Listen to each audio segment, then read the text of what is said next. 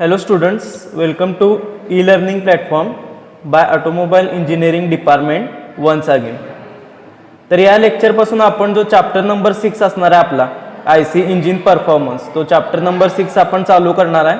आणि तो जो चॅप्टर तुम्हाला असणार आहे तो टोटल किती असणार आहे तर 14 मार्क्स साठी असणार आहे. तर ह्याच्यामध्ये आपण काय बघणार आहे तर जे इंजिनचे परफॉर्मन्स पॅरामीटर असतील, indicated power, brake power, frictional power, त्याच्याबरोबर ज्या इंजिनच्या वेगवेगळ्या इफिशियन्सी असतील त्या आपण इफिशियन्सीज बघणार. तर फर्स्ट वन असणार आहे इंडिकेटेड पॉवर. तर इंडिकेटेड पॉवर म्हणजे काय बघा, it is the power developed by the engine above the piston in the combustion chamber by burning of the fuel. म्हणजे काय असणार आहे, हा जो तुमचा असा इंजिनचा कट सेक्शन असेल हा पिस्टन असेल, ओके, आणि या पिस्टनच्या वर हे जे इथं असणार आहे तो कंबशन चेंबर. तर या कंबशन चेंबरमध्ये जी पॉवर डेव्हलप होणार आहे त्या पॉवरला आपण काय म्हणणार आहे तर इंडिकेटेड पॉवर. तर ती इंडिकेटेड पॉवर कशी कॅल्क्युलेट करणार आहे तुम्ही, indicated power is equal to MF into CV divided by 60 into 10⁻³ where MF म्हणजे काय असणार आहे mass of a fuel in kg and CV म्हणजे काय असणार आहे तर calorific value of a fuel in joule per kg kelvin. आणि सेकंड वन फॉर्म्युला काय असणार आहे इंडिकेटेड पॉवरचा, तर indicated power is equal to N into P into L into A into N dash divided by 60 into 10⁻³ where N is equal to number of cylinders, म्हणजे किती cylinder असेल, 3 cylinder engine आहे का 4 सिलेंडर इंजिन आहे ते number of cylinders. त्याच्यानंतर P म्हणजे काय असणार आहे तर indicated mean effective pressure in newton per metre square. त्याच्यानंतर capital L is equal to काय असणार आहे स्ट्रोक इन मीटर. त्याच्यानंतर A इज इक्वल टू काय असणार आहे तर area of a combustion chamber, आणि तो कसं कॅल्क्युलेट करणार तर π/4 d², where D is equal to काय बोर डायमीटर. आणि N डॅश म्हणजे काय असणार आहे तर N dash is equal to N/2 for 4 stroke engine. म्हणजे जर 4 स्ट्रोक इंजिन असेल तर N डॅश म्हणजे काय घेणार तुम्ही N/2. N म्हणजे काय असणार तर इंजिन स्पीड, आणि N dash is equal to N असणार आहे फॉर 2 स्ट्रोक इंजिन. म्हणजे जर 2 स्ट्रोक इंजिन असेल तर N dash is equal to N घेणार. तर या दोन फॉर्म्युल्यानं तुम्ही काय कॅल्क्युलेट करू शकता तर जी इंजिनची इंडिकेटेड पॉवर असणार आहे ती इंडिकेटेड पॉवर कॅल्क्युलेट करू शकता. नेक्स्ट सेकंड वन आहे ब्रेक पॉवर. तर ब्रेक पॉवर म्हणजे काय बघा, brake power is the power obtained at engine flywheel and is measured with the help of a dynamometer. तर ब्रेक पॉवर म्हणजे काय, जे क्रँकशाफ्टच्या पुढे फ्लायव्हील असणार त्या फ्लायव्हीलच्या इथं जे आपण पॉवर मेजर केली तर त्या पॉवरला काय म्हणतात ब्रेक पॉवर म्हणतात. आणि ती ब्रेक पॉवर कशाने मेजर करतात तर डायनॉमीटर म्हणून एक इन्स्ट्रुमेंट आहे, त्या डायनॉमीटरच्या हेल्पनं ती ब्रेक पॉवर मेजर केली जाणार.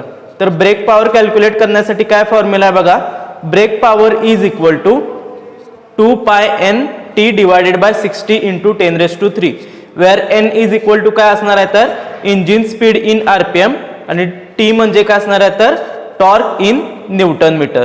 आणि सेकंड वन फॉर्म्युला काय असणार आहे ब्रेक पॉवर फाइंड करण्यासाठी, तर brake power is equal to 2πNWR divided by 60 into 10⁻³ where N is equal to परत इंजिन स्पीड असणार आहे, W म्हणजे काय असणार आहे तर net brake load on a dynamometer, आणि R म्हणजे काय असणार आहे तर ब्रेक ड्रम रेडियस. तर या फॉर्म्युल्यानं आपण काय फाइंड करू शकतो तर इंजिनची जी ब्रेक पॉवर असणार आहे ती ब्रेक पॉवर आपण कॅल्क्युलेट करू शकतो. नेक्स्ट थर्ड वन जी पॉवर असणार आहे ती कुठली आहे तर फ्रिक्शनल पॉवर. तर फ्रिक्शनल पॉवर म्हणजे काय, it is the difference between indicated power आणि ब्रेक पॉवर. म्हणजे काय, frictional power is equal to indicated power minus brake power. म्हणजे इंडिकेटेड पॉवर आपल्याला कुठं मिळते तर जे कंबशन चेंबर असणार आहे त्या कंबशन चेंबरमध्ये आपल्याला इंडिकेटेड पॉवर मिळते, आणि ब्रेक पॉवर कुठे मिळणार आहे तर जी आपली क्रँकशाफ्ट असणार आहे त्या क्रँकशाफ्टच्या एंडला इथं फ्लायव्हील असणार आहे तर त्या फ्लायव्हीलच्या इथं काय आपल्याला मिळणार आहे ती ब्रेक पॉवर मिळणार.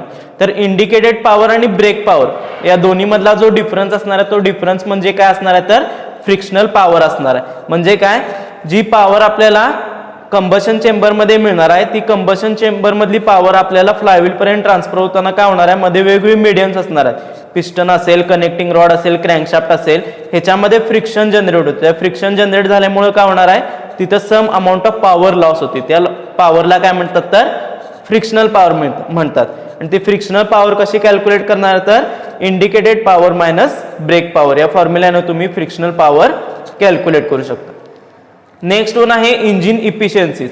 म्हणजे इंजिनच्या काय असणार आहेत तर वेगवेगळ्या इफिशियन्सी असणार आहेत, ते आपण आता वन बाय वन बघणार. तर फर्स्ट वन इफिशियन्सी आहे कुठली आहे ती मेकॅनिकल इफिशियन्सी.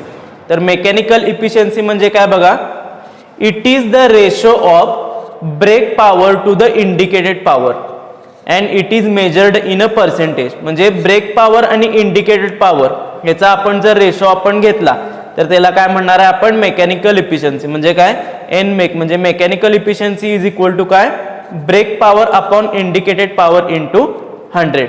तर या फॉर्म्युलानं आपण मेकॅनिकल इफिशियन्सी फाइंड करू शकतो. सेकंड वन आहे व्हॉल्युमेट्रिक इफिशियन्सी. तर व्हॉल्युमेट्रिक इफिशियन्सी म्हणजे काय बघा, it is defined as ratio of air actually induced at ambient condition to the swept volume of a engine. म्हणजे ॲक्च्युअल एअर इंजिनमध्ये किती आत जाणार आहे आणि इंजिन ती एअर किती स्वेप्ट करणार आहे किंवा किती यूज करणार आहे, तर त्याच्या रेशोला आपण काय म्हणणार आहे व्हॉल्युमेट्रिक इफिशियन्सी. मॅथमॅटिकली कसं डिनोट करणार, n volume is equal to actual volume of a air divided by किंवा अपॉन स्वेप्ट व्हॉल्यूम इंटू 100. तर या फॉर्म्युल्यानं तुम्ही व्हॉल्युमेट्रिक इफिशियन्सी फाइंड करू शकता. नेक्स्ट थर्ड वन आहे ब्रेक थर्मल इफिशियन्सी. तर ती कशी कॅल्क्युलेट करणार आहे, it is the ratio of brake power to the input fuel energy. म्हणजे काय ब्रेक पॉवर आपण इनपुट फ्युएल एनर्जी ह्याचा जर आपण रेशो घेतला तर त्याला आपण काय म्हणणार आहे ब्रेक थर्मल इफिशियन्सी. आणि मॅथमॅटिकली कशी कॅल्क्युलेट करणार आहे, N brake thermal is equal to brake power upon input fuel energy. Input fuel energy म्हणजे कशी कॅल्क्युलेट करणार आहे आपण mass of a fuel into its calorific value. म्हणजे काय brake power upon MF into CV into 100.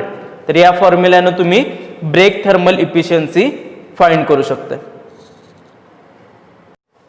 Next fourth one efficiency आहे indicated thermal efficiency. कशी calculate करणार आहे बघा, it is the ratio of indicated power to the input fuel energy. म्हणजे indicated power upon input fuel energy हा आपण जर ratio घेतला तर त्याला आपण काय म्हणणार आहे इंडिकेटेड थर्मल इफिशियन्सी. मॅथमॅटिकली कसं डिनोट करणार आहे, NITH म्हणजे काय indicated thermal efficiency is equal to indicated power upon input fuel energy. म्हणजे इनपुट फ्युएल एनर्जी म्हणजे काय असणार आहे MF इंटू CV.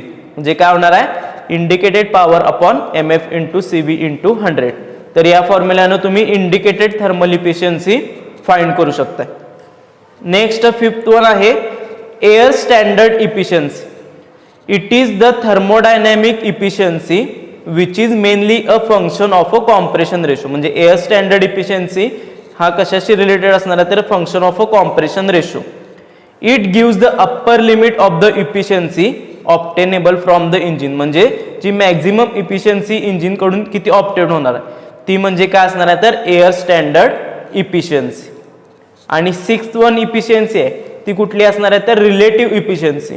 तर रिलेटिव्ह इफिशियन्सी म्हणजे काय, it is defined as ratio of actual brake thermal efficiency to the air standard efficiency. म्हणजे actual brake thermal efficiency to the air standard efficiency हा जर आपण रेशो घेतला तर त्याला काय म्हणणार आहे आपण relative efficiency. N relative is equal to actual brake thermal efficiency upon air standard efficiency. तर ह्या ज्या ब्रेक पॉवर असणार आहेत आणि इफिशियन्सी असणार आहे ह्याच्यावर आपल्याला प्रॉब्लेम असणार आहे. तर ते प्रॉब्लेम आपण नेक्स्ट लेक्चरला बघणार आहे.